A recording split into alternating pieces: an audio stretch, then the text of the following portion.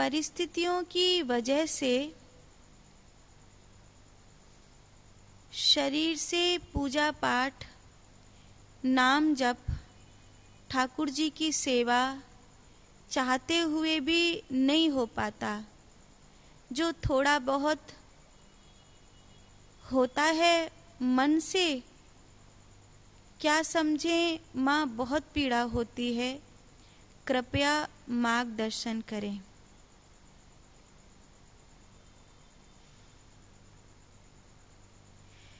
परिस्थितियों की वजह से या शरीर के कारण जब आप पूजा पाठ न कर सकें, तब आप जैसे लोहे से लोहे को काटा जाता है,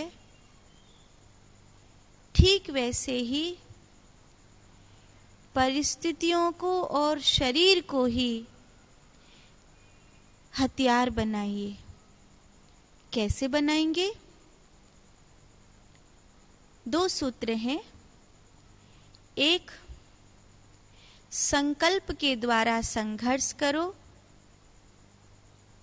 और दूसरा सूत्र है कि परिस्थितियों में शरीर बंध सकता है, परिस्थितियों में मन बंध सकता है, परिस्थितियों में इंद्रियां बंध सकती हैं, परिस्थितियों में इंद्रियों की वासना बंध सकती है, इंद्रियों के रस परिस्थितियों में बंध सकते हैं, बुद्धि भी परिस्थितियों में बंध सकती है,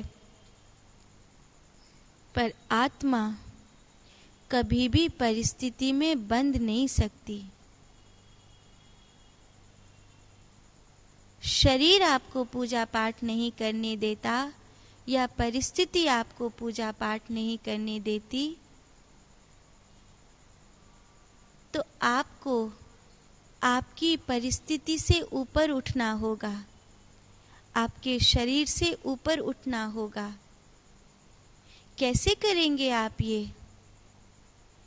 परिस्थितियां दिन में हैं, रात्रि में नहीं।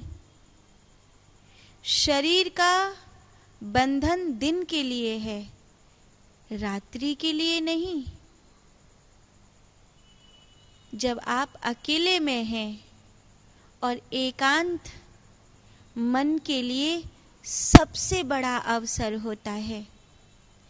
एकांत मन के लिए इतना बड़ा अवसर होता है कि सबसे ज्यादा उस समय वो बलवान हो जाता है।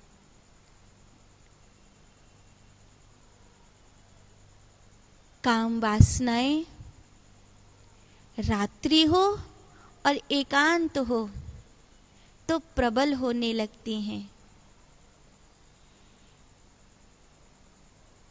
एकांत हो और रात्रि हो, अनिद्रा घेरने लगती है। यही एक मौका है जब आप अपनी परिस्थिति से ऊपर उठ सकते हैं। जिस समय वासना सुख दे रही है, चाहे वो मानसिक हो चाहे वो शारीरिक हो, उस समय परमात्मा के चिंतन को सुख बनाओ। परमात्मा के चिंतन को सुख कैसे बनाओगे?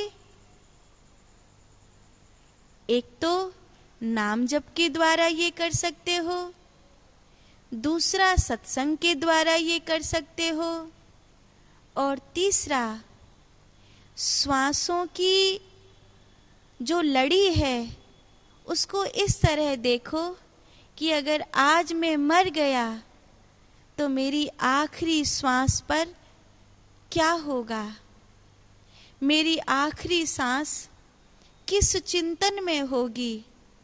कोई व्यक्ति, कोई वस्तु, कोई विषय, मेरी आखिरी सांस कहाँ होगी। आप अगर इन बातों का ध्यान दे लेते हैं तो आप अपनी परिस्थितियों से ऊपर उठ जाएंगे।